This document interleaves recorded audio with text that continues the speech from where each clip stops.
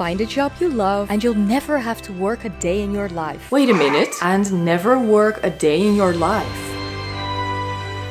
I'll create an amazing product, such as this book, which by the way is the perfect gift for single and taken friends. Available on Amazon and on or in Thalia. The plan: customers buy it everywhere and I retire and live off the royalties. But that's not how it went. The book isn't selling itself, so I will. What up? I just went to the Thalia bookstore to buy 2 copies of my own book. As if I hadn't embarrassed myself enough, I'm gonna do it again on the street. Right here at the Museumsinsel to try and sell some copies, or the 2 copies I have in person. With an awkward sign, of course. So enjoy! I got to work and set up a sign, sure enough to grab the attention of passers-by, which turned out like this.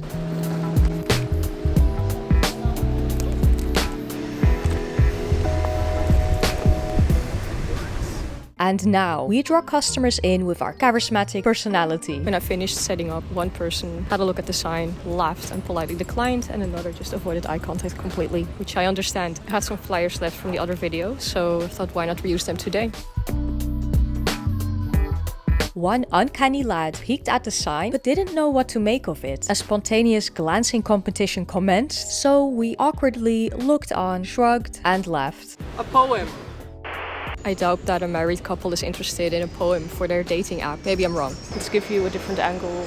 A few moments later. Not much action going on, except that I'm definitely confusing the locals and non-locals. My slumped posture sure wasn't making me look self-confident or excited. No interactions so far, no success whatsoever. One issue may be, it's a regular Tuesday, 1:45 in the afternoon. Sun's out, weather is great, but maybe this is not the spot. People come here to do the touristy stuff. Potentially a better idea could be just to go to Mauerpark, where people are looking for entertainment in all kinds of forms. Another victim. I mean, potential client looking my way. But will they take the bait?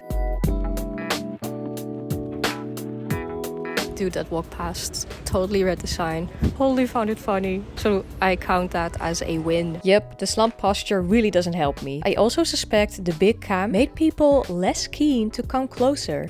That was the most unsuccessful run I've ever done.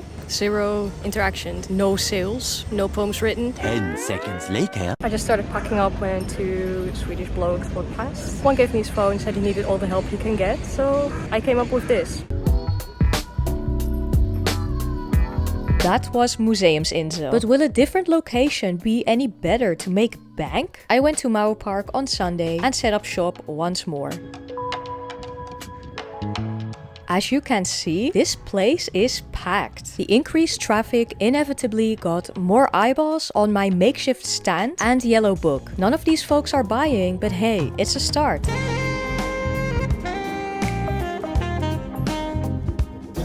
In between recap, I'm getting more interactions at this location. So far, I had 2 people stop. One guy, I quote, "Ik vind die idee vol cool. Yay!" And he scanned the QR code. One even had a look in the book, which was the first person to do that ever. Didn't buy, unfortunately. It would have been awesome, but that would have meant my conversion rate was 100%, which is unlikely. Still no poems written, so let's carry on. This person stopped by. It was one of my favorite interactions. And one thing he said stayed with me. If I were to write him a poem and their match resonates with that, he wouldn't feel good about it because it didn't come from him. And I have to agree with that. If someone helped me with my dating profile and I connect with my match over that, I'd have to confess the full story to them. Otherwise, we build our foundation on some facade, which at some point will crumble.